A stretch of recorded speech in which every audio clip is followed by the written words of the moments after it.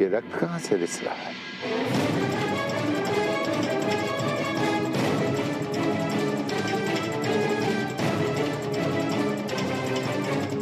राधे,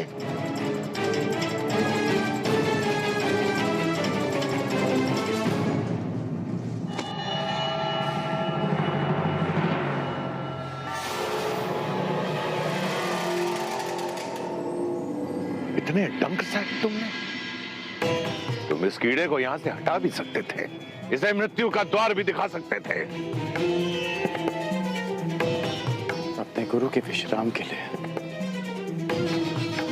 ये राधे कितना भी रक्त बहा सकता है, कितनी भी पीड़ा सह सकता है गुरुदेव। अपने गुरु की निद्रा के लिए इतना बड़ा त्याग, अपने प्राणों की भी चिंता किए बिना इतना विष सहा तुमने मुझे महाक्षत्रिय राजा शिवी का स्मरण करा दिया, जिसने एक कबूतर की रक्षा करने के लिए अपने हाथों से अपने शरीर का मांस काटा।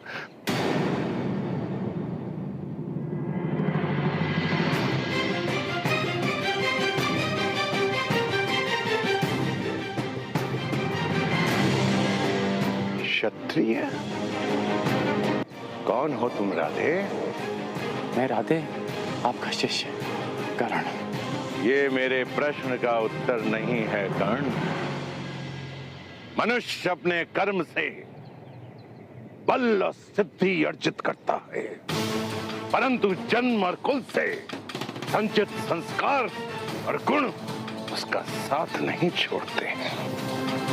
अपने गुरु की निद्रा के लिए इतनी असहाय पीड़ा सही तुमने? नहीं कर्ण, नहीं।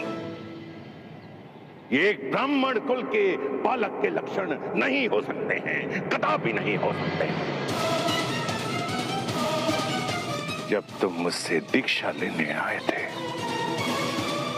तब भी मैंने तुमसे यही प्रश्न पूछा था, और आज दीक्षा के समय भी मैं तुमसे यही प्रश्न पूछ रहा हूं। क्या तुम ब्राह्मण पुत्र हो? क्या तुम ब्राह्मण पुत्र हो?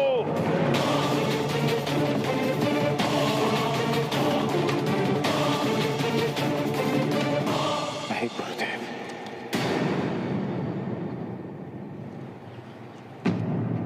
मैं एक सूत पुत्र हूं।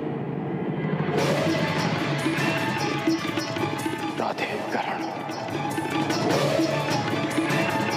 अधिरथ का पुत्र कर्ण। छल, पाखंड, असत्य अपने गुरु से। मैंने तुम्हें सच्चे मन से शिक्षा दी और तुमने अपने गुरु के साथ झूठ बोला, अपने गुरु के साथ छलावा।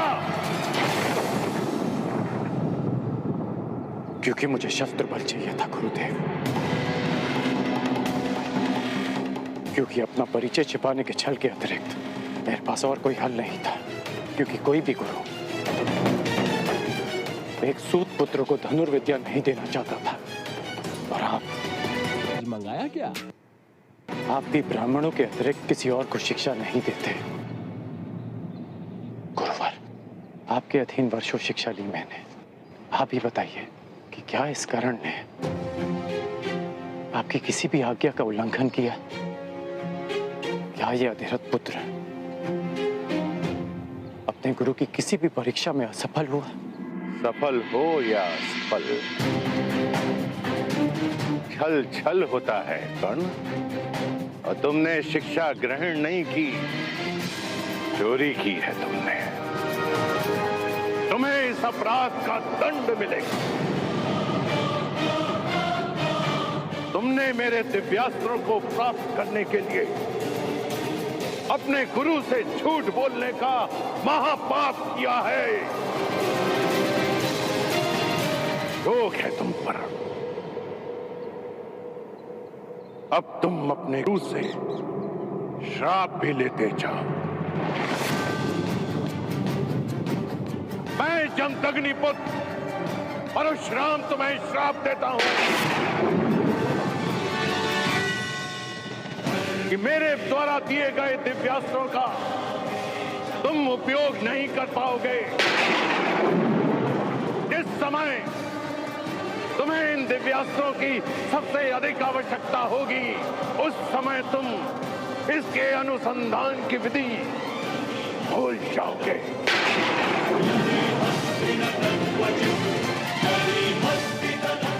मेरे द्वारा दिए गए दिव्यास्त्रों का आवाहन नहीं कर पाओगे। ये मेरा श्राप है।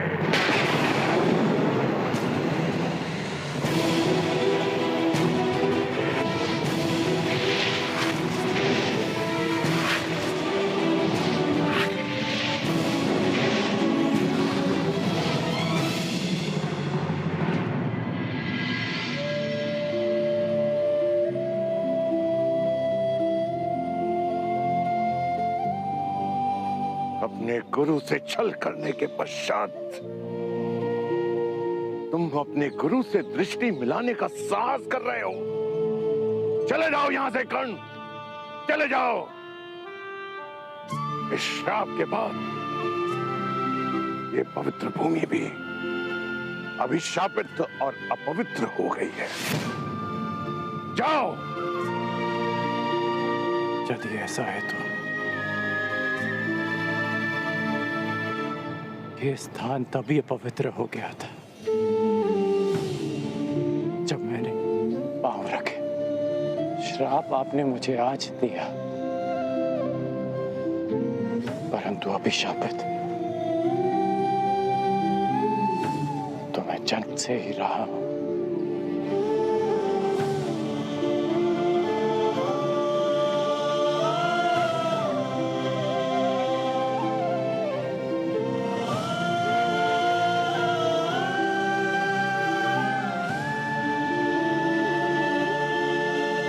मुझे कोई खेद नहीं कि मेरा जन्म एक सूत कुल में हुआ है। मुझे कोई खेद नहीं कि मुझ में ब्राह्मणों और क्षत्रियों का रक्त नहीं बहता। खेद है तो केवल इस बात का कि मेरा जन्म ऐसे स्थान पर क्यों हुआ जहां जीवन को ब्राह्मणों और क्षत्रियों का दास माना जाता है। शास्त्रों में लिखा है कि मनुष्य की महानता और सफलता उसके गुण, उसकी मेधा से मापी जाती है। फिर क्यों किसी के जीवन पर उसके जन्म, जाति और कुल की छाप लगा दी जाती है गुरुदेव?